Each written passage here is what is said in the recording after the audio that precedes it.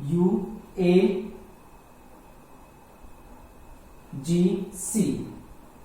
UAGC। अगर हम इनके कॉम्बिनेशन को देखें,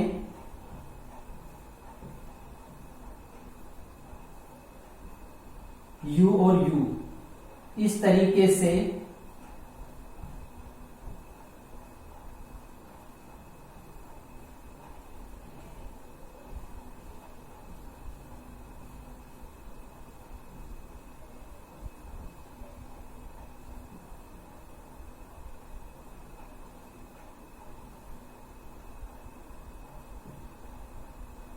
इस तरीके से 16 कॉम्बिनेशन बन सकते हैं, लेकिन 16 कॉम्बिनेशन से 20 या 21 टाइप के अमीनो एसिड कोड नहीं हो सकते हैं। मींस ये डेफिशिएंट है।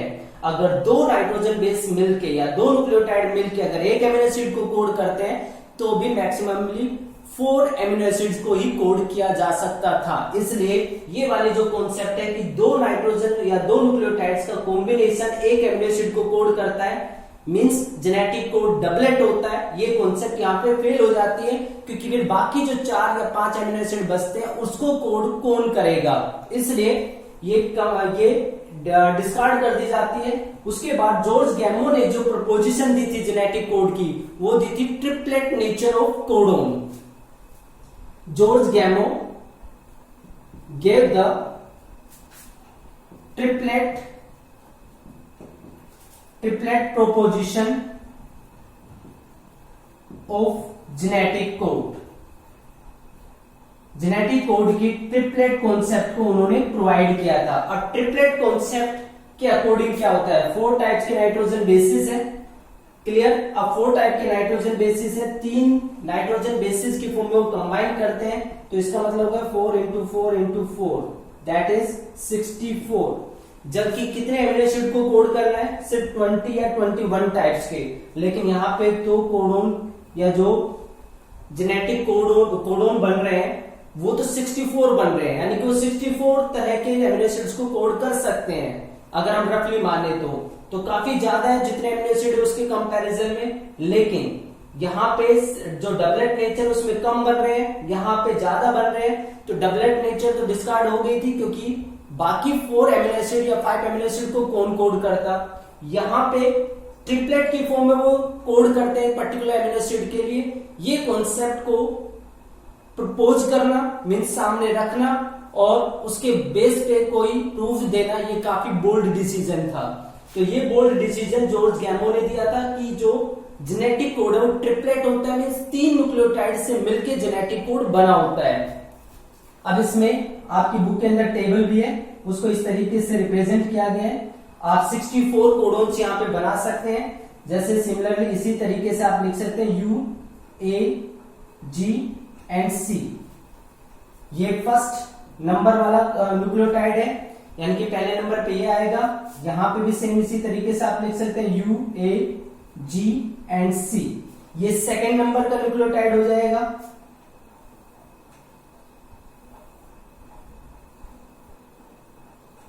सेकेंड, और यहां पे U, A, G, C।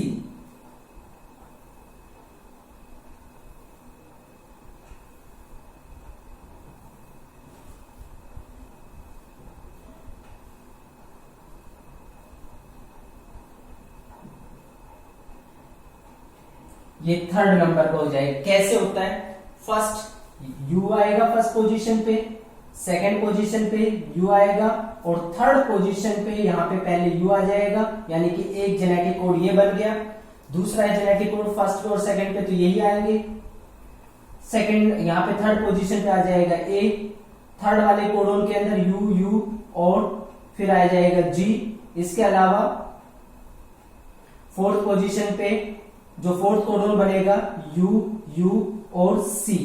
इस तरीके से हमारे पास 64 कोडोन्स बन सकते हैं।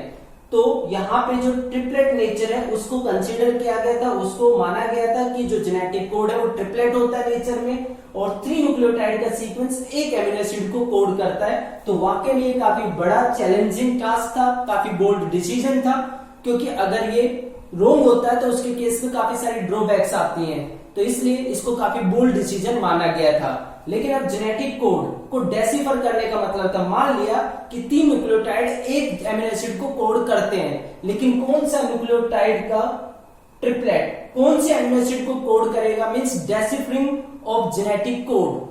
जेनेटिक कोड में कौन सा न्यूक्लियोटाइड ट्रिपलेट कौन से अमीनो एसिड को कोड करता है। अब ये कैसे फाइंड आउट किया, कैसे मीनिंग निकला कि कौन सा न्यूक्लियोटाइड सीक्वेंस किस अमीनो एसिड को कनेक्ट करता है। तो यहाँ पे ये बात तो क्लियर होगी कि ट्रिपलेट नेचर होती है जेनेटिक कोड की, मींस 3 न्यूक्लियोटाइड से एक जेनेटिक कोड बना होता है, कोडोन बना होता है। यहाँ पे जो ट्रिपलेट न्यूक्लियोटाइड्स हैं, ट्रिपलेट न्यूक्लियोटाइड्स, इन ट्रिपलेट न्यूक्लियोटाइड्स को बोला जाता है कोडोन। तो यहाँ पे 64 कोडोन्स बनते हैं और एक कोडोन एक अमीनो एसिड के लिए कोड करता है।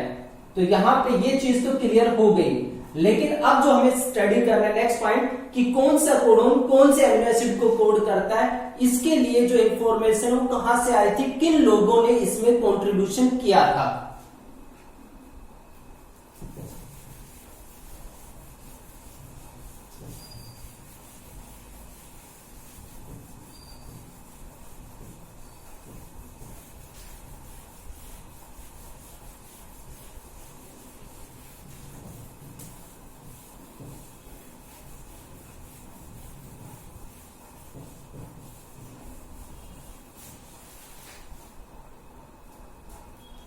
deciphering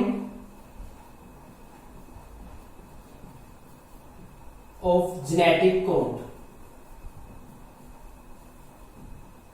डेसिफरिंग का मीनिंग का मतलब मैंने आपको बताया था, डेसिफरिंग का मतलब होता है मीनिंग। जेनेटिक कोड में कौन सा कोडोन किस अमीनो एसिड को कोड करता है, ये कैसे फाइंड आउट हुआ।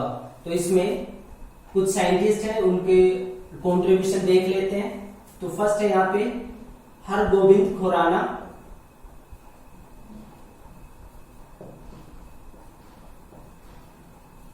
इंडियन साइंटिस्ट थे। Second Marshall Nirenberg, and third Severo Ochoa. ये 3 साइंटिस्ट का जो कंट्रीब्यूशन है वो हम यहाँ पे पढ़ते हैं जेनेटिक कोड को डेसिफर करने में, मींस कौन सा कोडोन किस एमिनो एसिड के लिए कोड करता है। तो सबसे पहला एविडेंस या जो सबसे पहली हेल्प आई थी वो हरगोविंद खुराना की तरफ से आई थी। He developed chemical method of synthesis of RNA with defined sequences,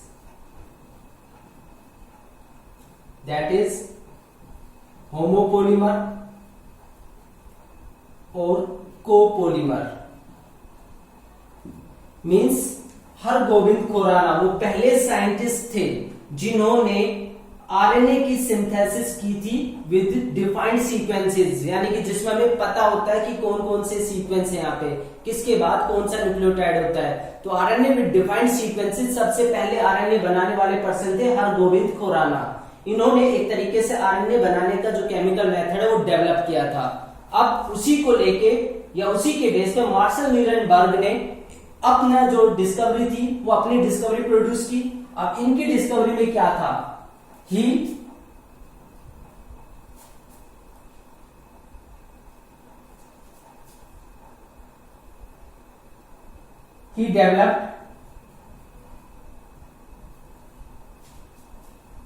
developed a cell-free system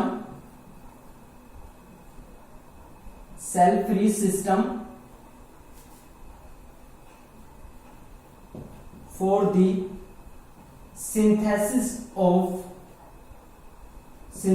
of protein, यानी कि सेल फ्री सिस्टम इन्होंने डेवलप किया था। सेल फ्री सिस्टम का मतलब होता है सेल से बाहर किसी टेस्ट ट्यूब के अंदर पहली बार प्रोटीन बनाने का जो तरीका था वो मार्शल नीरनबर्ग ने डेवलप किया था। अब मार्शल नीरनबर्ग का ही नेक्स्ट पॉइंट और ले लेते हैं, उन्होंने कैसे सेल फ्री सिस्टम में प्रोटीन को सिंथेसाइज किया। एक्चुअल में हरगोविंद खुराना ने जो आरएनए को सिंथेसाइज करने का मेथड डेवलप किया था, उसके बेस पे इन्होंने एक आरएनए पॉलीमर बनाया। ही डेवलप्ड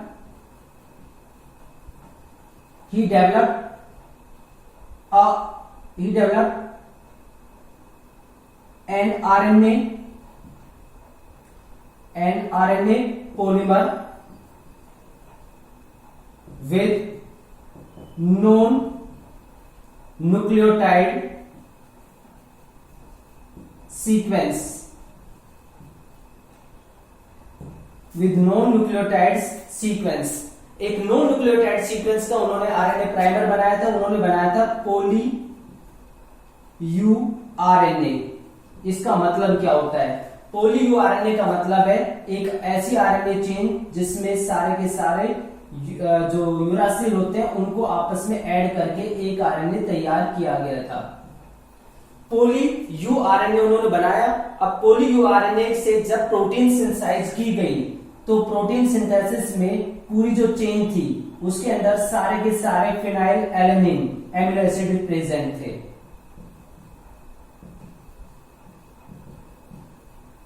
उन्होंने आरएनए बनाया जिसमें सारे के सारे सिर्फ यूरासिल थे, कोई ए जी सी नहीं था, सारे यूरासिल थे। जब इस यूरासिल के आरएनए से प्रोटीन बनाई गई तो जो प्रोटीन बनी उसके अंदर सिर्फ फिनाइल एलेनिन प्रेजेंट थे। फिनाइल एलेनिन एमिनो एसिड के अलावा कोई दूसरा एमिनो एसिड प्रेजेंट नहीं था। अब यहां से एक चीज क्लियर होती है कि इससे पहले जॉर्ज गैमो के अकॉर्डिंग कोडोन ट्रिपलेट होता है, यानी कि ट्रिपल यू यहाँ पे किसको कोड करता है? फिनाइल एलेनिन को। तो ये कॉन्सेप्ट यहाँ पे निकल के आ गया कि जो ट्रिपल यू है, यानी कि जो ट्रिपल यू कोडोन है वो फिनाइल एलेनिन को कोड करता है। तो एक कोडोन का मीनिंग पता चल गया यहाँ पे। इसी तरीके से कई सारे और कोडोन का पता चला। फॉर एग्जांपल ट्रिपल सी, पता चला कि जो ट्रिपल सी है वो प्रोलिन के लिए, प्रोलिन एमिनो एसिड के लिए कोड करता है। और ट्रिपल ए ये लाइसिन एमिनो एसिड के लिए कोड करता है। तो इस तरीके से 1 बाय 1 कोडोन का जो डेसिफर है या ये कैसे डेसिफरिंग की गई, मींस मीनिंग निकाला गया कि अगर ये वाला न्यूक्लियोटाइड सीक्वेंस प्रेजेंट होता है, ये पर्टिकुलर कोडोन प्रेजेंट है तो कौन सा एमिनो एसिड होगा? ट्रिपल ए प्रेजेंट है तो कौन सा एमिनो एसिड प्रेजेंट होगा? इस तरीके से अलग अलग तरह के जो एमिनो एसिड्स हैं वो डेवलप किए गए थे। So that was carried out by Marshall Nirenberg. Now, at the same time, जब इनकी डिस्कवरी ये चल रही थी उसी टाइम पे, क्योंकि हरगोविंद खुराना पहले पर्सन थे जिन्होंने आरएनए को सिंथेसाइज किया था। तो जब ये आरएनए को सिंथेसाइज कर रहे थे तो इन्होंने एक आरएनए बनाया जिसके अंदर इन्होंने जीयू जो 2 न्यूक्लियोटाइड था उसके सीक्वेंस वाला पॉलीमर तैयार किया जिसको हम कोपोलीमर बोल सकते हैं, जिसमें 2 तरह के न्यूक्लियोटाइड है या 2 से ज्यादा तरह के हो सकते हैं। और होमो मीन्स एक ही तरह के, जैसे यहाँ पे पोलीयू था। तो हरगोविंद जो खुराना था, he develop an RNA polymer having sequence G U G U G U, लगातार GU वाले जो सीक्वेंस थे उसको डेवलप करके इन्होंने एक आरएनए बनाया था। अब उसके बाद जब इन्होंने प्रोटीन बनाई, यानी कि प्रोटीन उससे डेवलप की गई, तो प्रोटीन जो डेवलप की गई उसमें से 2 ही एमिनो एसिड का रिपीटिशन था, valine and cysteine. Valine cysteine ये 2 एमिनो एसिड निकल गए। अब ये हमें पता ही है कि GUG, सिकल सेल एनीमिया के केस में भी आपने स्टडी किया था कि GUG जो है वो वेलिन के लिए कोड करता है। इसका मतलब UGU ये कोड करता है सिस्टीन के लिए। फिर GUG आ जाता है मींस वेलिन आ जाएगा, फिर UGU आ जाएगा सिस्टीन, उसके बाद GUG फिर से आ जाएगा तो वेलिन। इसका मतलब यहां से अब 2 कोडोन फिर निकल के आएगी कि GUG जो होता है वो वेलिन के लिए कोड करता है और UGU ये कोड करता है सिस्टीन के लिए। तो इस तरीके से काफी सारे कोडोन्स का जो मीनिंग था वो कैलकुलेट किया गया, मीनिंग फाइंड आउट किया गया, मींस डेसिफरिंग की गई जेनेटिक कोड की कि कौन सा कोडोन किस एमिनो एसिड के लिए कोड करता है। अब बात करते हैं शिवरो ओकाया। शिवरो ओकाया जो पर्सन थे, साइंटिस्ट थे, उन्होंने एक एंजाइम को डिस्कवर किया जिसको बोलते हैं शिवरो ओकाया एंजाइम। ही डेवलप शिवरो ओकाया एंजाइम जिसको पॉलीन्यूक्लियोटाइड फॉस्फोराइलेज भी बोलते हैं। इन्होंने इस एंजाइम को डेवलप किया था और इस एंजाइम से डेवलप करके इन्होंने काम क्या किया था, that is he develop the RNA polymer with defined sequences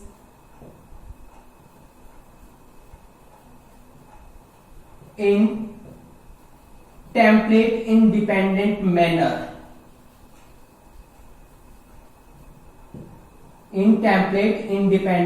manner।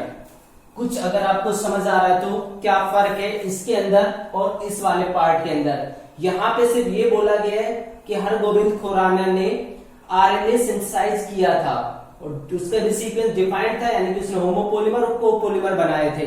लेकिन ये नहीं बताया, इसमें बताया गया कि उसने टेम्पलेट इंडिपेंडेंट मैनर मीन्स किसी टेम्पलेट का यूज किए बिना बनाया था, ऐसा नहीं बोला गया। मीन्स उन्होंने जो आरएनए बनाया था वो टेम्पलेट डिपेंडेंट मैनर में बनाया था, टेम्पलेट लिया था और उसके अकॉर्डिंग आरएनए बनाया था।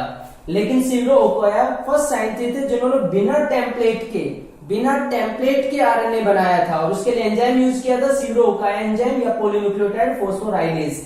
तो अगर कोई आरएनए बिना टेम्पलेट के बनता है तो बिना टेम्पलेट के आरएनए में जो भी हम स्ट्रैंड रखते हैं या जो भी न्यूक्लियोटाइड ऐड करेंगे, उन न्यूक्लियोटाइड से जब कोई प्रोटीन बनेगी तो जितने भी अमीनो एसिड वहां पे देखने को मिलेंगे उससे पता चल जाएगा कि एक पर्टिकुलर कोडोन किस अमीनो एसिड को कोड करता है। तो इन लोगों की डिस्कवरी से जेनेटिक कोड के डेसिफरेशन में काफी हेल्प मिली, यानी कि जेनेटिक कोड को डेसिफर करने में हरगोविंद खुराना, मार्शल निरनबर्ग और शिवरो ओकाया इन्होंने काफी इंपॉर्टेंट रोल प्ले किया था। एक चीज और, जनरली क्या होता है कि जब भी हम बायोलॉजी में कितने भी टॉपिक हम पढ़ते हैं, लेकिन जहां पे भी साइंटिस्ट की बात आती है तो ज्यादातर साइंटिस्ट हम फॉरेन साइंटिस्ट के ही बारे में पढ़ते हैं, सारे फॉरेनर्स होते हैं। लेकिन यहाँ पे हरगोविंद खुराना पहला, जैसे एक तरीके से हम कह सकते हैं कि इस चैप्टर के अंदर पहला ही साइंटिस्ट है जो एक इंडियन साइंटिस्ट थे। अब इनके रिगार्ड में कुछ इंटरेस्टिंग फैक्ट पता चलते हैं, जैसे ये एक तरीके से इंफॉर्मेशन मिलती है कि हरगोविंद खुराना जो अपने टाइम में स्टडी कर रहे थे तो उस टाइम पे इंडिया का सिस्टम आज से कुछ अलग नहीं था, ऐसा ही सिस्टम था। इन पर्सन ने अपनी जो पोस्ट ग्रेजुएशन वगैरह ग्रेजुएशन जो भी उस टाइम पे होती थी उसको कंप्लीट किया था और पीएचडी जो डॉक्टरेट डिग्री होती है उसके लिए इन्होंने अनरोल किया था। लेकिन इंडिया के अंदर इनको पीएचडी डिग्री के लिए कोई रजिस्ट्रेशन नहीं मिल पाया था, मीन्स इनका कहीं पे एडमिशन ही नहीं हो पाया था। अल्टीमेटली ये यूएसए में चले गए थे, वहां पे इनका एनरोलमेंट हो गया और पीएचडी इन्होंने वहां से कंप्लीट की थी। अब जब पीएचडी वहां से कंप्लीट की तो फिर एक पर्टिकुलर कॉन्फ्रेंस में ऐसा माना गया कि इन्होंने कहा था कि इंडियन ही नहीं है, इनके अकॉर्डिंग यूएसए ही इनकी कंट्री है, क्योंकि जहां से इनके ड्रीम फुलफिल हुए हैं वही इनकी कंट्री हो सकती है, क्योंकि इंडिया ने तो इनको एक हायर एजुकेशन तक का भी मौका नहीं दिया था। ये हालांकि सबकी अलग अलग थिंकिंग हो सकती है, कौन किस चीज को प्रायोरिटी पे रखते हैं, लेकिन बेसिकली एक ये कह सकते हैं कि जो रूट थी वो तो इंडिया से ही थी। और आज आप जानते हैं कि नासा के अंदर बहुत सारे साइंटिस्ट इंडियन बैकग्राउंड से हैं, बहुत सारे जो डॉक्टर्स हैं ब्रिटेन के अंदर या कहीं पे भी वर्ल्ड में, उसमें सबसे ज्यादा डॉक्टर्स इंडियन डॉक्टर्स ही होते हैं। तो ये एक प्राउड मोमेंट हो सकता है हम सभी के लिए।